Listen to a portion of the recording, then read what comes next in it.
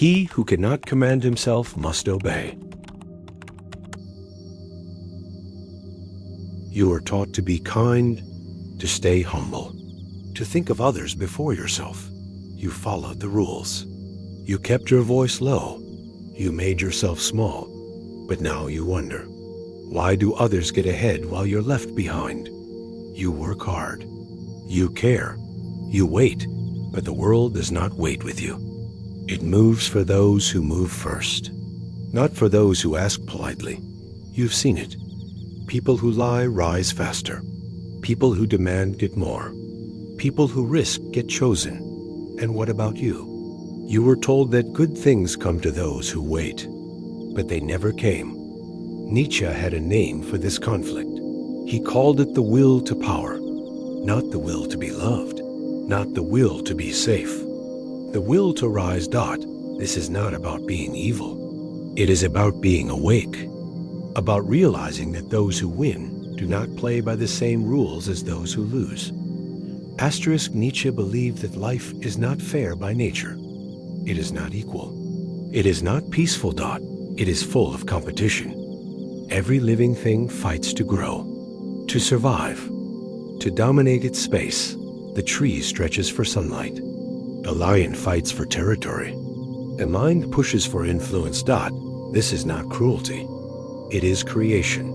The will to power is not about violence. It is about expansion. It is about claiming space.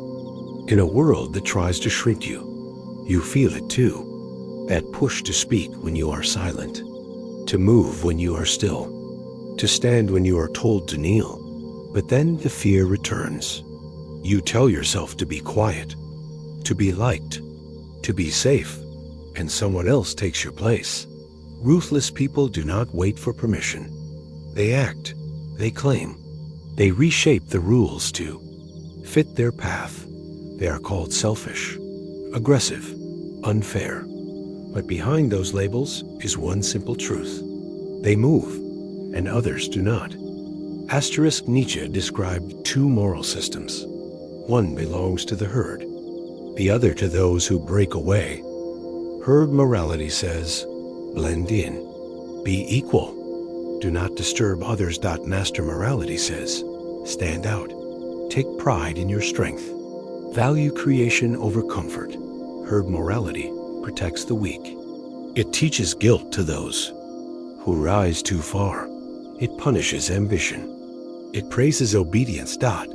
But the same people who shame strength also follow it. In times of crisis. They hate the leader until they need one. They mock the builder until the roof leaks.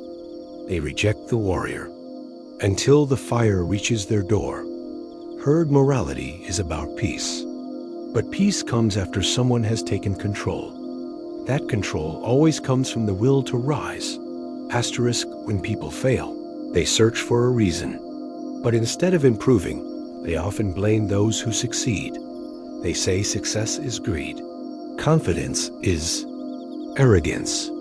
Strength is cruelty. This is what Nietzsche called ressentiment. It is resentment that has been buried. It becomes a belief.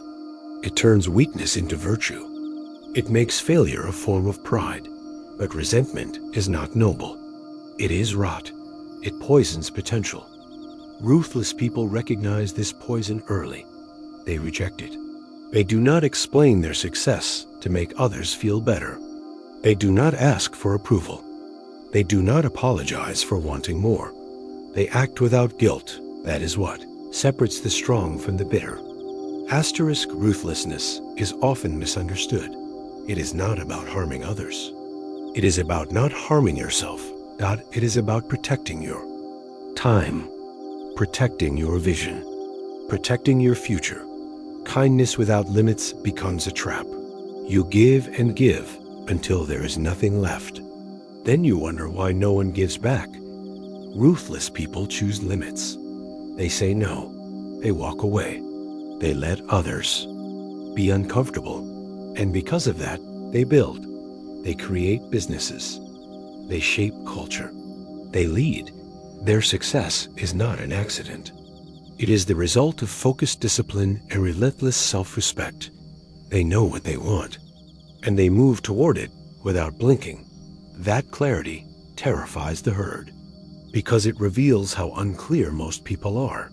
Asterisk, some try to imitate ruthlessness. They confuse it with cruelty. They think power means stepping on others. That is not Nietzsche's teaching. True strength is not blind force. It is direction. It is purpose. It is the ability to build, not just destroy. The danger is not ruthlessness. The danger is power without purpose. The man who climbs for ego falls when his name no longer echoes. But the one who climbs to create leaves something behind that lasts. Nietzsche warned of becoming the monster you fight. The one who rises must also reflect, not to soften, but to stay human. Ruthlessness is a tool, not a way of life. Asterisk, look around. Look within. Ask yourself, have I been waiting for permission? Have I been shrinking to fit someone else's comfort? You don't need to hurt others to win. You need to stop hurting yourself by staying silent. Power is not taken from you. It is surrendered. Every time you avoid the truth, every time you accept less, every time you betray what you know you need. You are not born to be average. You are not meant to serve smallness. You were born to rise, not at the expense of others, but in alignment with something deeper. You are here to build, to speak, to act. You will be called selfish. Let them speak.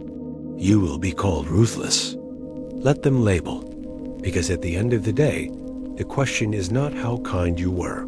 The question is, did you live? Did you claim your space? Did you shape your world?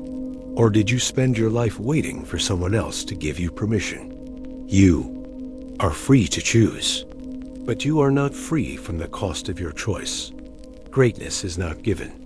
It is taken. And those who win are those who finally decide they are no longer afraid to take it. The higher we soar, the smaller we appear to those who cannot fly.